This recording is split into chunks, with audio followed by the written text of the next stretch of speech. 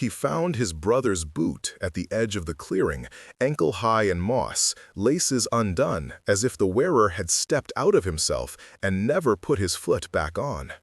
Matei Dragos knelt so quickly his knees sank into the wet earth, and the world narrowed to the bite of pine, the copper tang of blood on his tongue, and the silence that had swallowed 36 men. Elena Torres arrived in that moment, hair plastered to her forehead, breath turning to steam in the cold, her notebook clutched like a talisman. She bent beside him, fingers hovering over the boot, and the proximity between them sparked a detail more private than professional.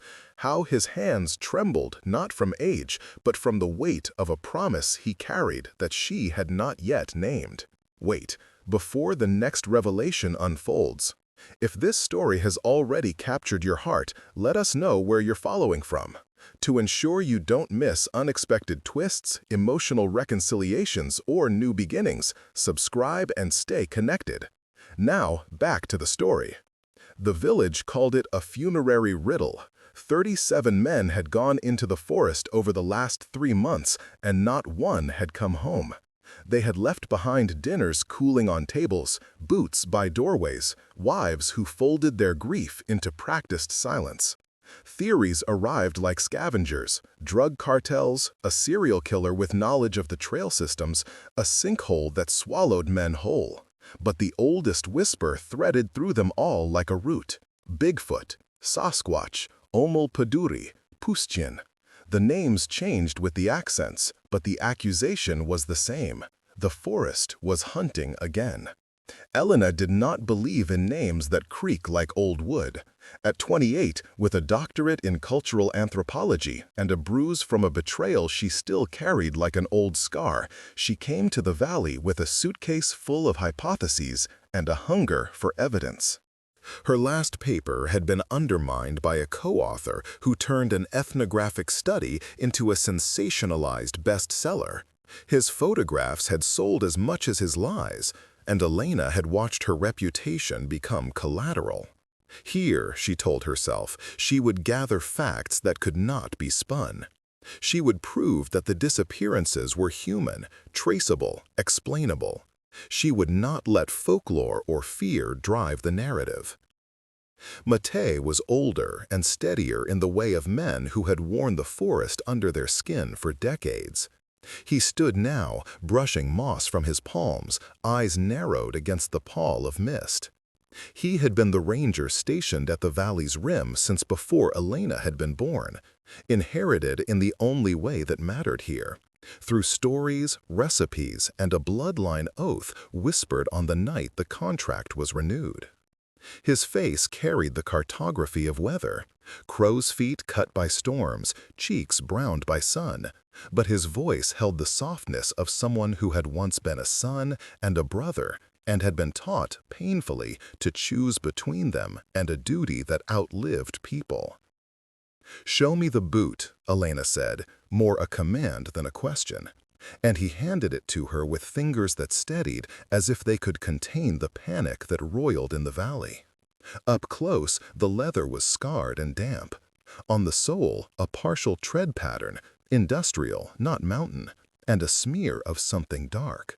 No blood yet, no drag marks, just absence, like a fingerprint left by someone who intended not to return. "You could make a case for wolves," Matei said, not to convince her but to buy himself time. "For an animal, or a fall. We do have quarries." He watched her face for the flare of triumph at a mundane explanation. Elena's jaw tightened. She had come for proof, not to be soothed.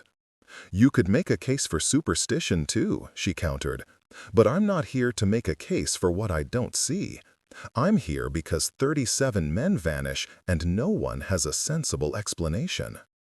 The villagers need answers they can rely on. Anka Ionescu stepped out of the fog then, a woman carved from the soil of the valley, her shawl heavy on her shoulders, hair threaded with silver like roots with frost. She moved with the authority of someone for whom silence had become an instrument of survival. She had come to this clearing as she had come to every place where a man might have left a piece of himself, to gather, to remember, to hold the past up to the light. When she saw the boot, her hands fluttered like birds and then folded into themselves. "My brother wore those boots," she said, voice the low, flat plain of a woman who had been ferrying grief for years. Her name carried the weight of the town. Woman who made the bread for funerals, the midwife who remembered births and deaths with equal clarity. "Vasile, you were here, Matej. You saw him last." Matej did not answer immediately. In the pause, Elena registered the full geography of the village, the two-story church that had grown moss on its stone, the row of shuttered houses, the sawmill at the far end where men still clocked in and whispered about who had gone missing. The logging company had sent representatives 3 times in the last month, their smiles too bright and their offers too precise. They wanted roads, contracts, to make the valley worth the cost. "Vasile left with a group," Anka continued, because her voice had to be the ground beneath her grief. "They went up toward the old altar, you know, where the ironwood stands like a spine. They were to meet at dusk and bring offerings, but they did not come back, and my brother never finished his second mug of beer." Elena's pen began to move, insistent as a metronome. She asked about age, employment, whether the missing worked in the mill or in town, whether the state police had been involved. Answers were small, factual things, wrapped in a tissue of dread. Matej supplied details as if cataloging a wound, patrol routes, the oddity that no animal tracks led away from the clearing. The men had not left a trail. "Have you set cameras?" Elena asked, because this was the sort of question her training pounded into her. Observe, record, corroborate. "We've set lines, but the cameras take night blur and nothing but the echo of movement," Matej said. "Sometimes something walks past the edge of light and the footage goes black. The technicians say it's interference, old signals. The old women say it's a warning." Elena did not flinch from the word warning. She did, however, notice how those who had lived here for generations softened at certain phrases, as if the language itself carried thorns. The villagers she saw then had turned inward, fewer pleas to the outside world, more assemblage of rites, candles lit at paths that led nowhere. They had not only retreated from the forest, they had barricaded themselves against something else, against exposure. "You don't want the press," Anka said suddenly, looking at Elena the way one looks at a stranger who could break open the house. "They'll dig and cut. They'll bring men with guns to clear the woods, and then there will be no forest left." Elena felt that accusation like a hand on her chest. "I'm not the press," she said. "I'm an anthropologist. I want to understand what led to these vanishings. If there are human patterns, if there are people responsible, then we should find them." Anka's laugh was humorless. "People responsible? You think men are the only ones who take? We have had bargains here for a long time. My mother taught me to leave bread at the tree when the moon is thin. She said the forest keeps its own, and it keeps a reckoning. The town grew fat with those bargains. You should know that, outsider, before you throw your net." Matej met Elena's gaze then, and in his eyes was the forest, the long, green weight of obligation, roots that held deep and dark.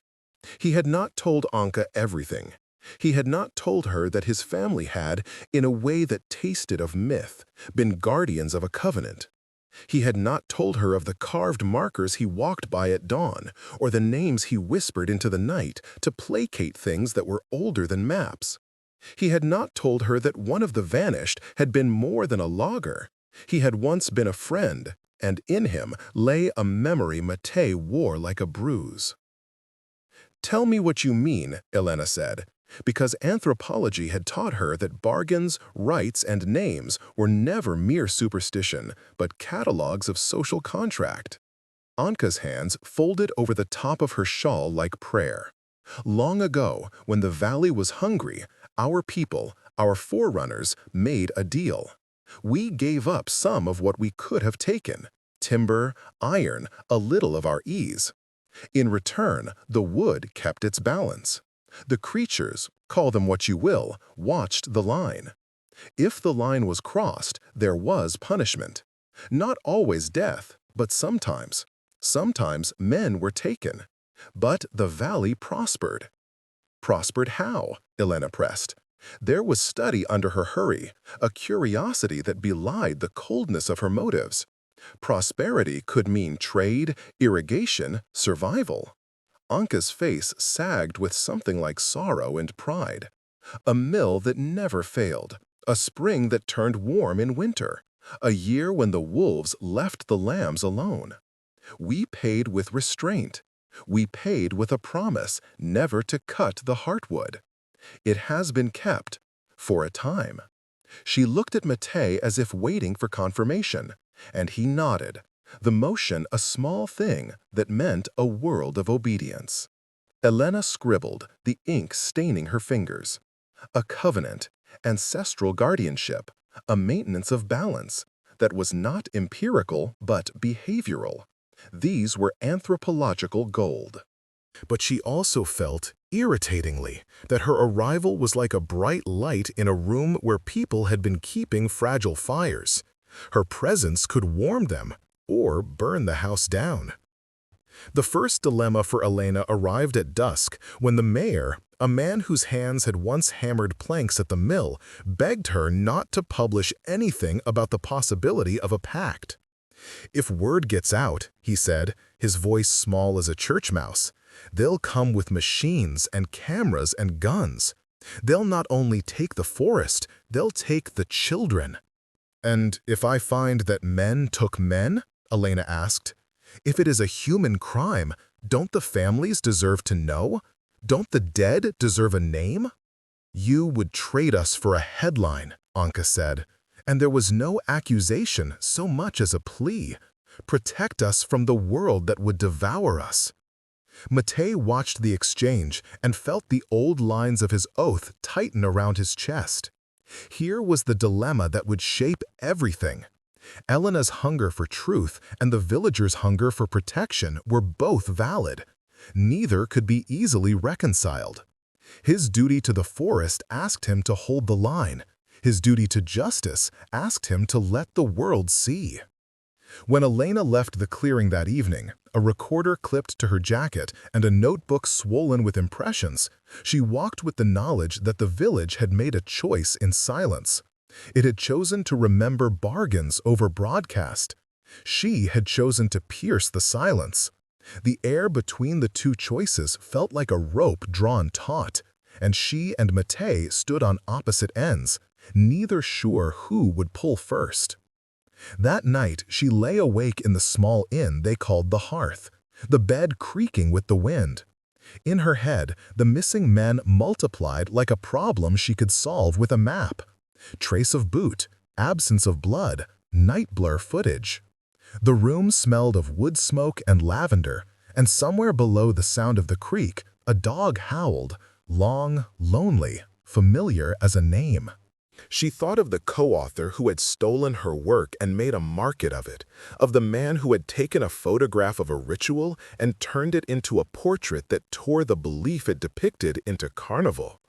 She thought, too, of Anka's brittle hope to keep what was left intact at any cost. On the other side of the valley, Matej sat beneath the porch of his single-room house where trophies of seasons were pinned to the wall. Patterns of feathers, the tooth of a boar, a child's drawing that had been tacked there long ago. He lit a lamp and opened a drawer, fingers brushing over a folded scrap of cedar-stained paper. A line of names, some crossed out, some circled. The covenant's last renewal, he thought, and the memory that one of those names had been defended with a life. The promise he had made years ago to his father, who had whispered the terms with a throat raw from smoke, echoed now with an urgency that set his teeth on edge. Protect the wood. Protect the pact. When it must be renewed, so be it. Neither of them, that night, could know how close the danger had come. The boot at the clearing was an invitation and an accusation. It was a beginning. And somewhere deeper in the forest, where the ironwood rose like pillars and the moss quilted the world into silence, something moved its head as if listening to the sound of footsteps. Elena woke to the sound of rain thinning to a hush and a village that moved like a body holding its breath.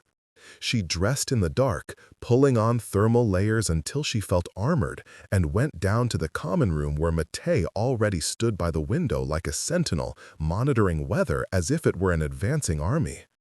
He did not look surprised to see her. He had been expecting her. He offered coffee like an apology and sat across from her as if they were negotiating over a fragile artifact. "You should rest," he said, and the line of his mouth was softer than it had been at the clearing. "Long days make bad thinking." "Long days make good thinking," Elena replied, but her voice carried the thread of exhaustion she tried to hide. "I have a list of questions and a list of priorities. Cameras at the rim, interviews with the mill hands. I want to see the trail maps. I want to catalog—" "You want to hold their names like specimens," he cut in, gently. "You want to hold the missing as something to be analyzed rather than a hole in a life." Her throat closed. He had named the thing she kept at bay, the way she insulated herself from sorrow by turning it into method. She had come to this valley with data-driven armor, and Matei, with his quiet observation, had already found the seam. "I want answers," she said, the words smaller now, and he could hear the edge of hunger that was not just academic. "I want to know if we can stop this." He looked at the map spread on the table, his handwriting tidy, the routes of men marked with ink and asterisks, the places where light refused to hold. He traced a finger to the ironwood altar and did not look up. "You can find some," he allowed, "but there are things that cannot be found without other things being disturbed. Other things like secrets," Elena said, "like pacts, like promises." He met her gaze then, and in the way he held her look, there was an invitation and a warning. "You should ask the right questions, Elena. Sometimes the answer isn't whether the forest took them. It's whether the village warmed itself with what it did to get bread." She swallowed. The ethics of her work, of exposing a community to scrutiny, had been an abstract debate until now. Here, the debate sat across the table in the lines on Matei's face and in Anka's folded hands. If there are patterns of people taking men, if there are men responsible, then the families will know justice, she said. And if telling that truth takes the one thing that keeps you all from famine, he leaned forward as rain rattled the roof. If it brings loggers, if it brings the state and their machines, who do you choose then, Elena? The family that wants justice, or the children who will lose a spring? The argument lodged like a splinter under her skin. She had been trained to see systems, to parse motives, to weigh consequences. Yet here, consequences were not academic. Her choices would not be footnotes.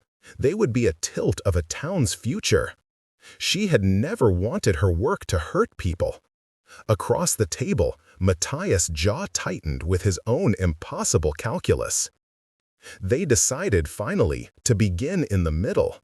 Not a camera orbiting a clearing, but the people who still walked the trails.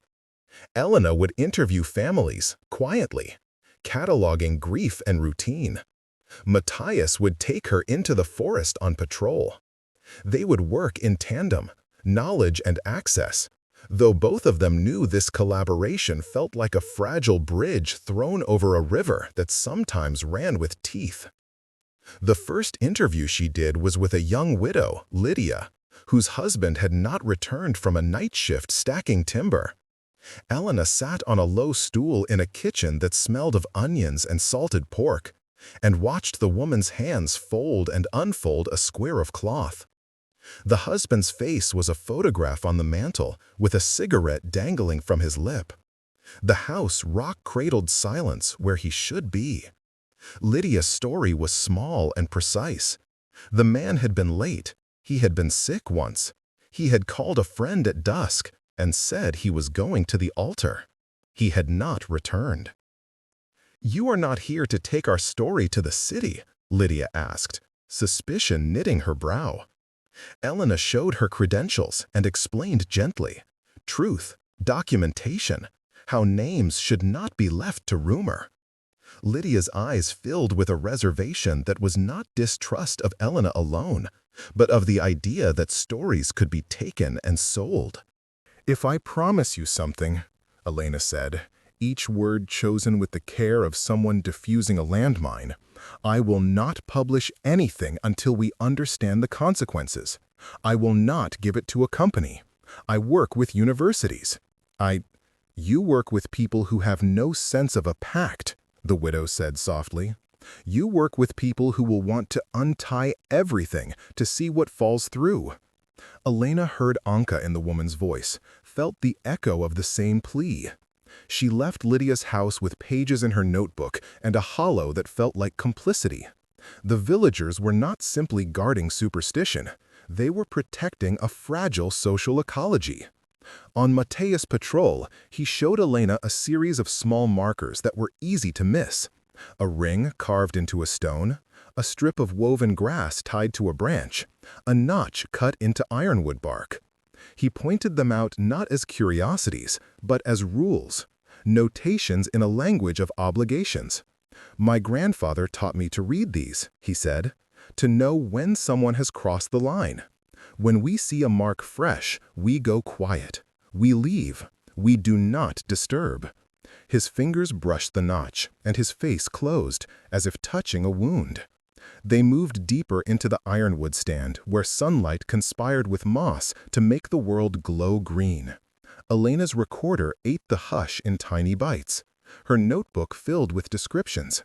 Scents of sap and old rain. The way the trunks flared like columns around a cathedral floor. She felt the gravity pull. Not mystical, but communal. The forest was a public memory and a private prison. "I still think there is a human pattern," she said finally, as they walked, because saying the thesis aloud anchored it to flesh. 3 men went to drink at the bar and didn't come back. They were seen with a man from town who spoke in coded ways about a road. They were involved with logging deals. People vanish when profit comes in. Her voice sharpened with conviction. Matei stopped and looked at her with a patience that held something like tired amusement. Profit brings men who want to unmake boundaries. But boundaries are made of promises and memory. Sometimes those men are taken because they broke the rules. And sometimes, Elena, the men who are taken were trying to protect the rule with a different kind of violence. There is not always a clean division between harm and protection here. She thought of Vassila's boot, laces undone, as if his foot had stepped out of time. She thought of the men who had been taken and of the hands that etched marks into bark as if to keep stories from forgetting. Matei's words landed like stones, upsetting her tidy columns of causality. Night fell as they returned to the rim, and the fog moved in like a tide. At the inn, a group of villagers gathered in the common room around a small stove. Matei introduced Elena, and conversation ebbed and flowed with the heat. Complaints about the mill, murmurs about the company, and then, inevitably, stories. One man told of seeing a giant in the trees 2 summers ago. Another swore he found a childlike footprint pressed into clay. The stories were not consistent. They did not have to be. They were the scaffolding that kept the town from being plumbed by outside hands. Elena watched them trade memories, and something unfamiliar stirred. Something like awe at a human thing she had only cataloged before. Ritual as survival, myth as governance. She felt the seductive pull of belonging to these narratives, and at once the professional reflex to record and translate. The inner battle between joining and documenting tightened her chest. When she rose to take notes, Anka intercepted her with a pot of herbal tea. "Sit," the older woman said. Her hand on Elena's sleeve was brief and brusque, as if she feared sentiment. "Tell me again why you want to know." "Because I was wrong before," Elena admitted, and the confession came swift and unexpected. "My work was used as a spectacle. I want to do it right now." Anka's eyes softened for an instant, then hardened. Words right aren't always the same as action right. You have to be willing to not publish what you want if it will burn us. "I can be willing," Elena said, but her voice betrayed the still-present hunger. She was desperate not only for correction, but for vindication. It felt petty to admit the personal ledger underneath her professional mission, the months she had spent rebuilding credibility, the letters she had written to journals unanswered. Here, she could be the one to reveal a truth large enough to redeem her. Anka studied her like a woman inspecting a knife before asking a favor. "Then you must know another thing. Not all taken are lost because they were greedy. Some are taken because they were trying to save the town in the wrong way. You must look at motive, not only method. And when you find motives, you must be careful how you speak them." Matej stood just beyond the doorway, watching the exchange with his hands in his pockets. The light caught the angle of his jaw, the shadow under his eyes. Elena felt an odd intimacy in that gaze.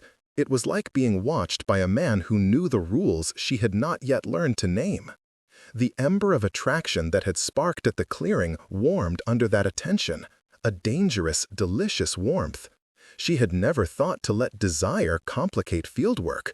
The ethical manual she had once read in graduate school did not cover the pull of a ranger's steady presence.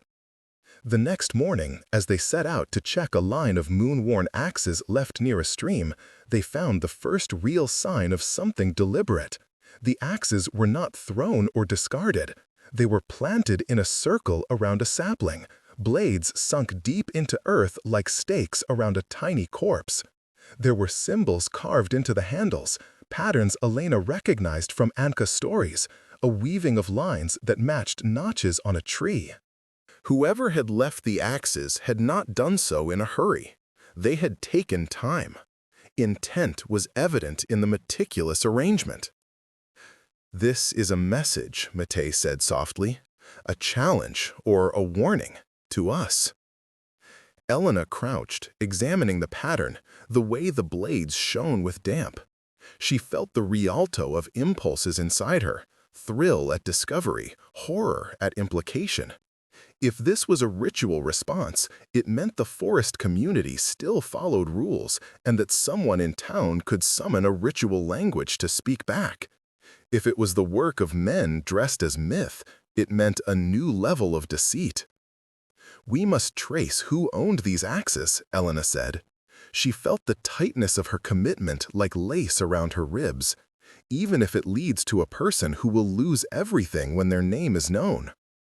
"And if it leads to a person who believes the forest will kill him for being named," Matej countered. His look carried the memory of names on that folded paper in his drawer, names that had been defended with silence. They argued then, quietly, not with anger, but with the raw gravity of two people knitting a plan over a precipice. Elena wanted to follow the evidence out into the world. Matej wanted to contain knowledge that might trigger the world. Each knew the other's logic, and each feared what the other's victory would mean. When she pressed him, finally, about his family, about the covenant, his answer was a shuttered door. "There are truths that are mine because they were handed to me," he said. "You may find them, but some things, if spoken aloud, change what they touch. You cannot unsay a vow." Elena left him then with a new ache, not just the longing for answers, but the dawning awareness that answers might cost them the very thing she sought to protect by exposing them. The forest, it seemed, had its own insistence on restraint, on remembrance, on balance, that was not easily matched to the languages of law or publication. As they parted for the afternoon, the fog rolled in again, an old tide reclaiming its fingers among the trunks. Somewhere within it, a shape moved with the deliberation of something that names, carefully and in a language older than human. Elena watched the place where Mate had stood, imagining him in the folds of the wood, turning between two loyalties, to the people he loved and to the living thing that demanded their silence. The pull between them was no longer professional uncertainty. It had become a gnawing current, and she felt the urge to wade toward it, even though she knew the undertow might drag them both under. When the afternoon patrol turned into a search at dusk because a teenager had been late returning from the fields and his lamp had been left by the path, their partnership stiffened into work. They combed the trail where lantern light fractured into the dark, calling names, listening for anything that was not the forest's breath. At the very edge of a marsh, where reeds whispered like old newspapers, Elena found a footprint that made her chest hollow. A print that matched the axe handle pattern, a maker's mark pressed into wet clay. Someone here knew the markers. Someone here could speak both the language of the town and the language of the wood. The discovery tightened the knot of fear and excitement in Elena's belly. It tightened something else, too. The sense that to solve this, they would have to step into each other's secrecy and make room for truths that might burn them both. Mate closed his hand around hers then, briefly, not the deliberate touch of lovers, but a hold with urgency. "We go together," he said, and the vow in his voice was not a professional pact. It carried the weight of someone who had always been responsible for keeping something whole.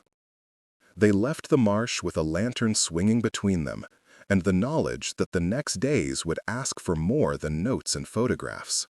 They would ask for choices, whose story would be told, which secrets would be kept, and how much of themselves they were willing to hand over to the dark so that some light might be found.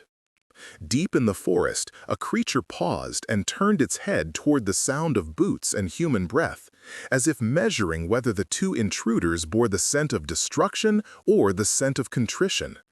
It did not step from the shadows yet. The forest had not decided. And between Elena and Mate, the rope binding them tautened, not yet broken, not yet knotted, full of potential energy, humming with the possibility of either rescue or ruin.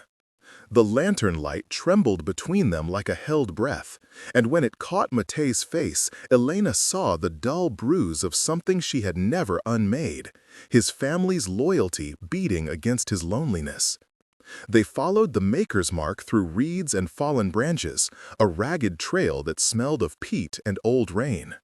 Each step forward felt like walking into an arrangement someone else had set, an arrangement meant to provoke, to communicate, to test. The footprints they tracked did not belong to a single man. They were layered: a teenager's sneaker, a logger's heavy tread, a child's smaller impression pressed like punctuation. It suggested meetings, complicity, a net woven from lives. They paused where an animal trail crossed a dry patch and found something else, a scrap of cloth, slit and braided with bright thread. It was embroidered with a sigil, the same weaving of lines Elena had seen on the axe handles and in Anka's hands when that old woman spoke about bargains. The threads were new. Someone here, recently, had taken care to remind the forest of its language. Who would make this sign? Elena whispered, almost afraid to name it. A child? A craftsman? Someone who knows both the mill and the rights? Mate crouched and pressed his thumb to the mud beside it. Fingers returned, dark. "Someone who wants us to see," he said. "Or someone who wants us to think they want us to see." The ambiguity bit at them. For days, the village had existed in an uneasy peace between mystery and economic hunger. Now, a deliberate signal had been left on their path, either a cry for help or a provocation meant to send them hurtling into the outsiders. Elena's mind flickered to headlines she could already imagine. Cult in the woods, myth hunters clash with locals. She felt cold with the realization that this discovery could burn what it found. They moved to the marsh edge and called again for the missing teenager. A reply came, thin and high, from the tree line. A boy stumbled into their light, eyes wide, his hands stained with sap. He collapsed into Matei's arms with the kind of relief that makes a man old enough to be a father clench in sudden protectiveness. "I followed the marks," the boy said, words tumbling. "They were talking, a man with axes and another, someone with a voice like gravel. They made a circle and tied the sapling. They said the pact was old and the valley hungry. I thought," the boy swallowed, shuddering, "I thought they were going to fix it. They said they would make it so the town could sell more wood. They said it would make our lives better." Elena felt her hands go cold. Who were they? Names. The boy's lips pressed into a line. "I can't say," he whispered. "They told me if I told, they'd take me. They said they'd make sure I lost my light." Matei's jaw tightened. The phrase was an old one. He had heard it in the mouths of men who used myth to threaten, to silence. It was not just superstition. It had become a tool. The boy could not or would not name names because the threat of the forest, real or threatened, was now caught in criminal hands. There were men who had learned to blend the language of bargains with the language of profit. They returned to town with the boy leaning against Matei like a small thing seeking the trunk of a tree. In the common room, the mood had shifted from reverence to a prickling anger. News of the sapling and the axis circulated like smoke. The mill hands flicked cigarette ash with hands that suddenly looked more nervous than usual. Talk of deals the logging company had dangled grew sharper. There were rumors that some men at the mill had met with emissaries from the company at night, their faces lit by cheap lamps and low voices. Elena sat between accusation and curiosity, her recorder on the table like an accusing witness. She had become, against her intent, a node of speculation. Anka watched the coals of discontent with a face that held both fear and a brittle pride. When one of the mill hands, Marin, who wore his years in a hunched back and who had once been a friend of Vasile, blurted that they'd been offered a road that would carry timber out twice as fast, the room surged. "They promised us wages," he said. "They promised factories in town. They promised our sons would not have to leave." "And would you take that promise at the cost of the ironwood?" Anka asked, voice quiet but sharp. "Would you sign away the spring?" Marin's hand closed on empty air. "If it's a choice between starving and ceremony, then we've already starved when we called it ceremony," a woman replied. The common room parted like a lung exhaling. The argument that followed was less about economics than about identity. The village realized it had not only been tempted by profit, it had been split. Some had met the outsiders in secret, desperate men with mouths full of promise. Others had kept the old ways, because those ways had fed them with small mercies across generations. Elena felt sick watching the fracture open.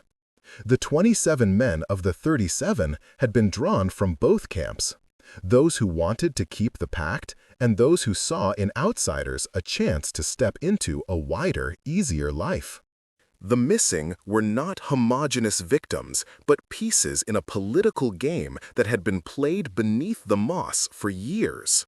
It was Matei who stood and slammed his palm on the table, a sound that silenced the room. "We will not let this be decided by men in suits," he said, voice low and keening with a threat. "Nor will we hide from truth. We will find whoever is both speaking for profit and invoking the pact. If men have used the forest's tongue to blackmail or to murder, they will answer. If men have been taken for breaking a sacred rule by greed, we must understand what happened before throwing stones." Elena felt her own loyalties split open. He had spoken the language of law and of guardianship in the same breath, and she realized with a sharp stab that the man before her was not a simple protector. He was a judge who would choose whom to spare and whom to condemn. The power imbalance between them pulsed. Matei had control of the forest, and, in that control, the ability to silence. Elena had access to a platform that could rip the valley open. Between them now lay more than a debate. It was a fight for who could write the valley's future. That night, Elena's recorder captured the heated fragments of conversation. Later, in her room, she listened and heard how easily words could be sharpened into weapons. She had thought her role would be to uncover fact. Instead, she discovered herself at the center of a moral conflict she could neither fully control nor fully resist. The fracture widened when, the next morning, someone cut the power to the inn. The lights died like a snuffed candle. The village exhaled into darkness. A note was tacked to the inn's board, scrawled in a hand that shook with either fear or command. "Stop probing the wood. The wood will take back what we sold." Elena read it beneath the lamplight of a neighbor who shared his candle without question. The message was less a threat than a reckoning. Whoever had written it wanted to stop the tide of exposure by invoking the oldest terror in the village, the idea that the forest itself could punish those who endangered the pact. It was precisely the action that would send outsiders scurrying for guns. Her fingers trembled. "This is blackmail," she said. "Someone is weaponizing the myth." Anka, who had come to stand over her, touched the note as if feeling its temperature. "Or someone is telling the truth," she said, "a truth that has teeth. But we must also ask who benefits from this note, who gains when fear spreads." Matei came then, and his face was a map of decisions not yet made. "We must find the author," he said simply. "If it is a man pretending to be the forest, he will be exposed. If it is the forest, if some edge of the old protection is reasserting itself, then we will need to decide whether to keep its terms or to break them." Elena found herself suddenly furious at both choices. The forest, she thought, could not be a moral arbitrator for human greed. Yet she also understood Anka's need to keep a fragile balance. The power that Matei wielded, quiet and total, could save them or smother them. She felt larger systems close in, the logging companies' looming bulldozers, the state's hunger for resources, the villagers' fear of poverty. In the middle of this, she and Matei had to choose whether to be partners or weapons. She looked at the note again, and then at Matei, who watched her with an expression that was no longer simply professional. There was something personal threaded through his resolve, the possibility of him choosing to keep the pact at the cost of exposure, or to expose the names and watch the valley burn. For the first time, she saw how much he had already given. His silence, his guardianship, perhaps even the sacrifice of kin.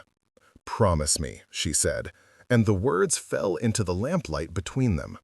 "Promise me, you won't make decisions for us without telling me. If you hide names, I will not be part of that silence." He looked at her as if weighing whether a man could owe such a thing. After a heavy beat, he nodded. "I promise," he said. "But you must promise me the same, that you will not hand our names to men who will not understand what they do." Their vows hung fragile and new. In the dark beyond the window, wind moved through the ironwood, and the trees made a sound like distant applause or the turning of pages. Elena felt the sharpness of the fracture. They were allies now, by choice and by necessity, but their union was a precarious bridge. Secrets already separated them.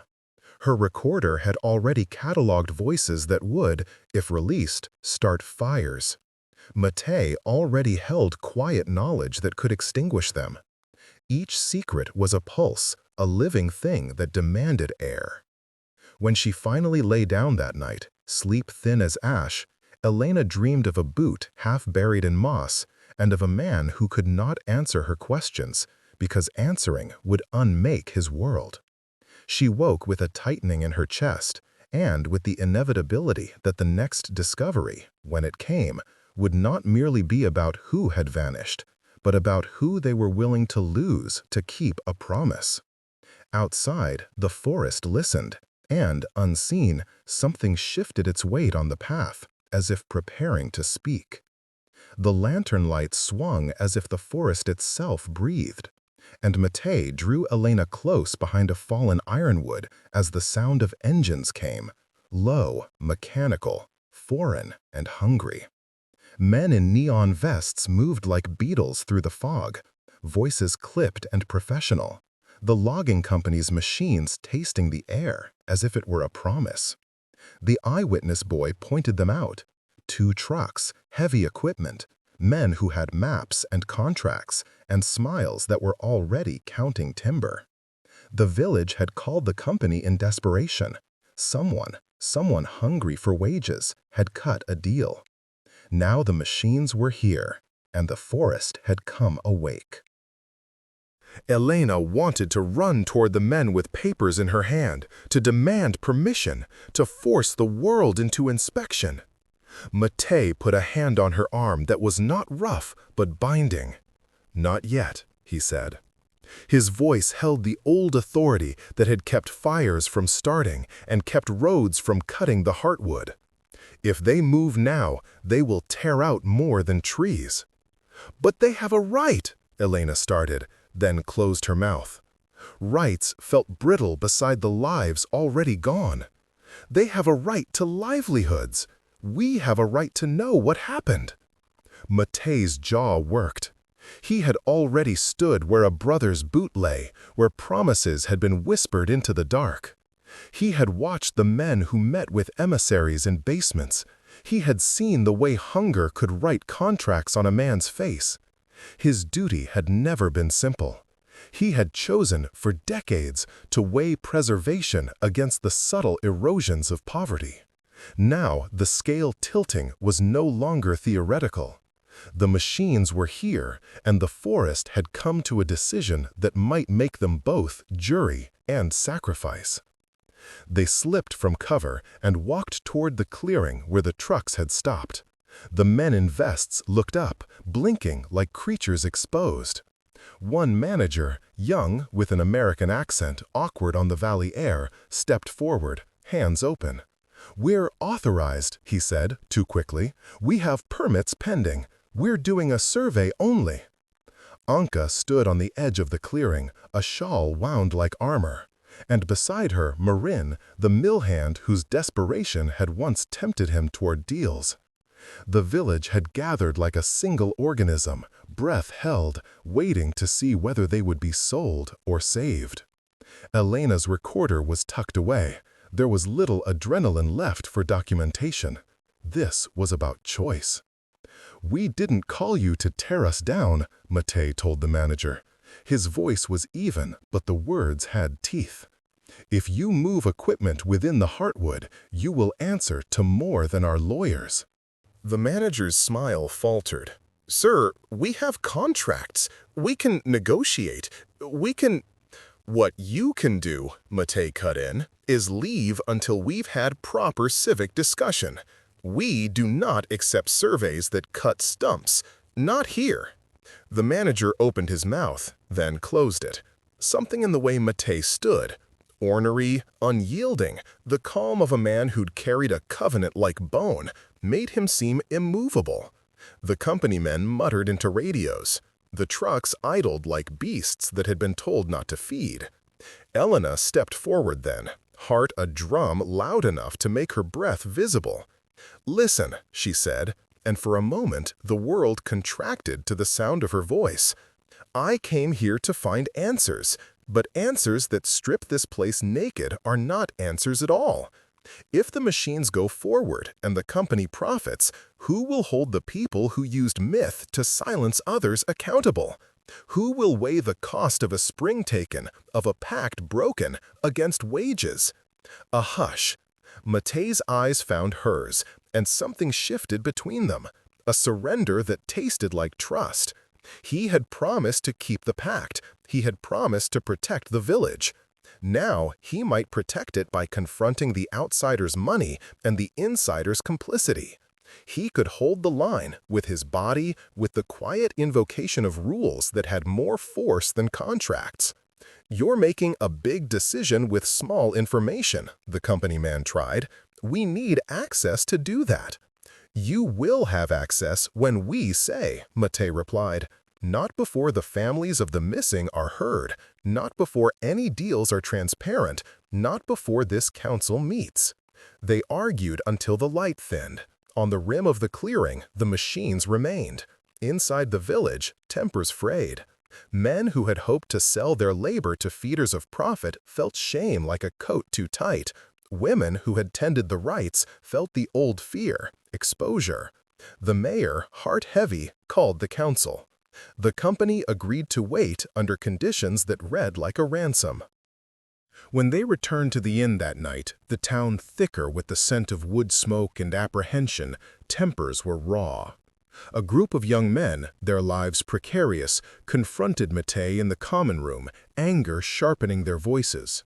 "You deny us wages and then keep us here with old stories," one shouted. He had a child's despair that was almost creed. Hunger had become ideology. Matei did not rise to the bait.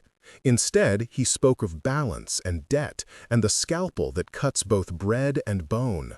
He spoke of Vasile and others like him who had vanished after murmuring of bargains and men with plans. He did not speak only as a guardian. He spoke as a man who had labored beside them, whose own father's hands had known the same planks.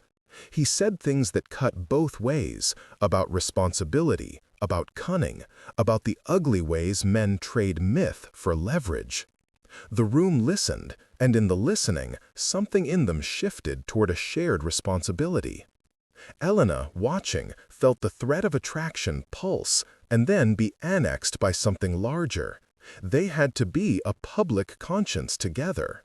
She had the research, the voice. He had the access, the authority.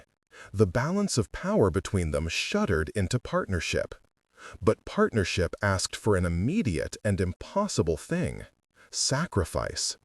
At dawn, a machine's stuttering horn woke the village. Marin, the man who had once thought to sell the heartwood, had disappeared. His shack door stood open like a mouth. His axe lay in the yard, planted blade down in the soil. A note was beside it, written in a hand with a shaky compassion. "You cut the line. You take the cost." They found him at the edge of the ironwood, knelt upon the root like a man pleading. His face was not taken by claws, but gray, as if life had been leached slowly. His eyes opened at Matei's voice, damp and desperate. "They came," he whispered. "They said they'd make a way. They said they'd take care." His breath hitched. "They made the pact that cost them nothing, and then told us it would cost us everything." Matei took the man's hand and felt the life ebb like a river leaving a bed. The company men crowded like vultures at the edge of grief, their interest sharpening into opportunism. Elena pressed her recorder into her palm, but did not turn it on. No data could fix this moment, only a choice could. Matei stepped forward and did what he had promised himself he would never again do without consent. He called the names his family guarded, slow as a prayer. The syllables slid into the air like river stones, ancient rites his father had taught him, a reassertion of a covenant that was more than superstition. The forest, immediate and listening, answered with a sound like wind through teeth. The machines stalled, as if their metal hearts had been touched by cold. One by one, the men dropped tools from their hands and covered their faces. The company manager clutched his papers as if a sudden clamminess had gripped his palms. For a breath, the world stood on a hinge. Matei turned to Elena, every line of him taut. "Leave it be," he said. "Take the recordings you must, but don't give them to the men who will lacerate the land.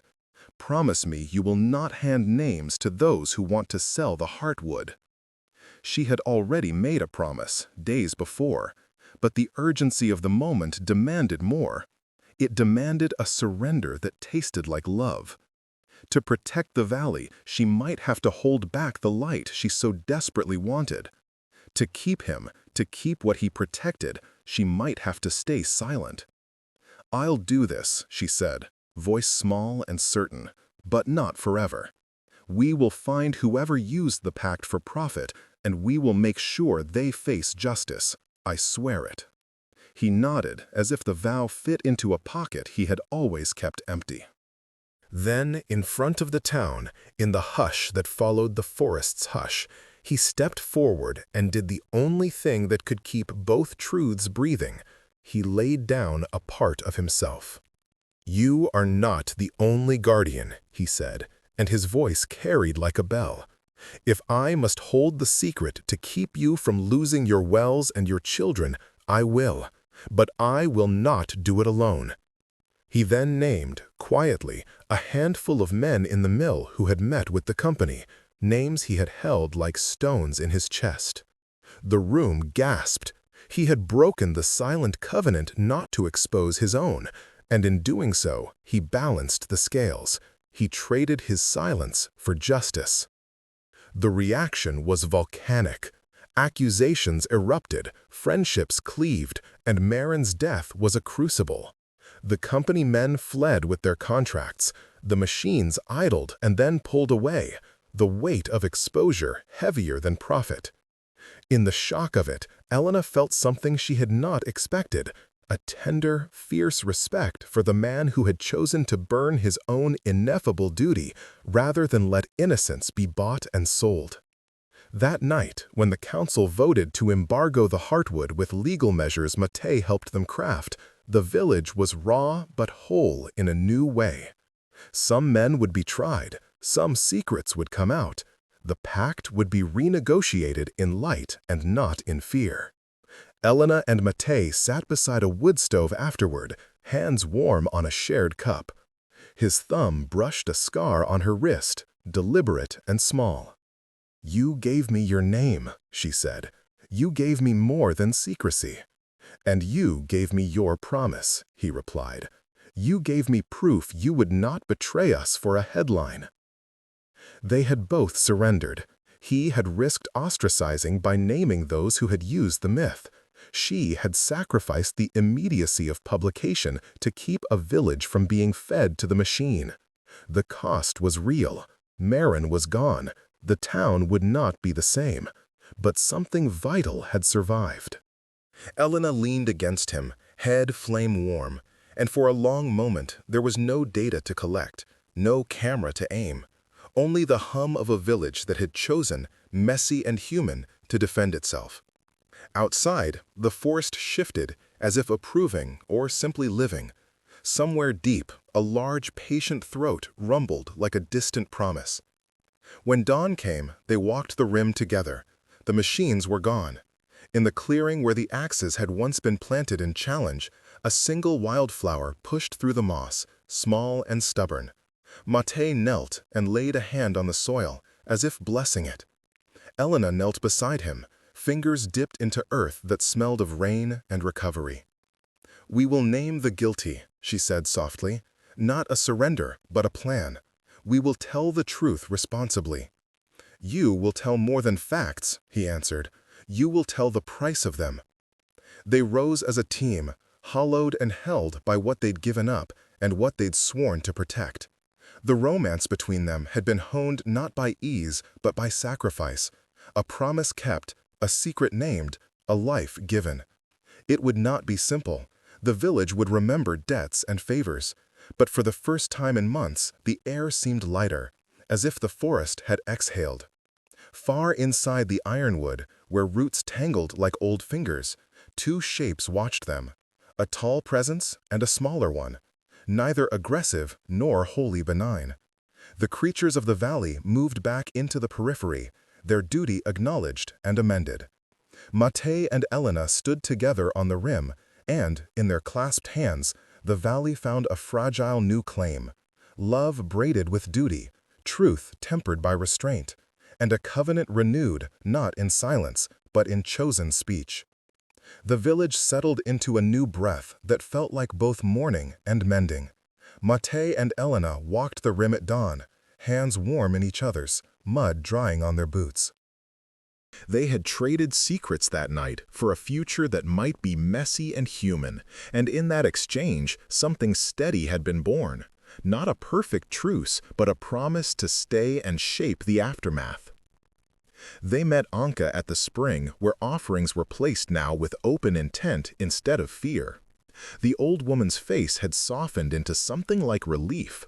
She touched Elena's cheek as one might smooth the curl of a child's hair. "We will guard differently," Anka said. "We will make law and song hold the same weight." Elena listened, her recorder tucked away like a relic she no longer needed to wield for power. Her notes would be written, contextualized, and shared carefully. She would fight for prosecutions and for protections. She had learned that truth of the valley required patience and stewardship, not spectacle. She promised to help draft the petition, to bring scholars who would honor rights as living ethics rather than curiosities. She promised to teach the town how to translate their bargains into contracts the courts could hold, to make the pact legible to judges without stripping its moral force. Mate walked with his father's scrap of cedar-stained paper folded in his pocket, and the names no longer a private burden but part of a communal reckoning. He had named men who had betrayed trust.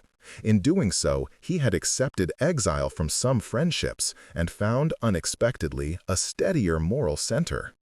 He had also found something he had not expected to find at his age: a partner who could stand at his side and anchor decisions in both compassion and consequence. The mill would be restructured, agreements renegotiated, and the logging company sent packing until enforceable community safeguards were in place. Marin's absence was a hollow that would never fully mend. The town marked it with a bench overlooking the ironwood, carved simply, "For those who stepped into silence." At dusk, Elena and Mate walked into the woods together, quiet enough to hear the sap move. They did not seek miracles, only balance. The ironwood canopy let dusk filter like stained glass. Moss cushioned their steps. Where the boot had once lain, they laid a small plaque with names and a promise to remember and to protect. Deep in the shadow, something large watched, its breathing slow and ancient. It did not approach. It simply acknowledged the new covenant, mouths closed but hands open, truth tempered with restraint. Elena leaned her head on Mate's shoulder and, listening to the woodland hush, felt the improbable tenderness of a life rebuilt by vows. In that hush, the village exhaled, and somewhere, very far in, the forest accepted their offer to change, carefully, together.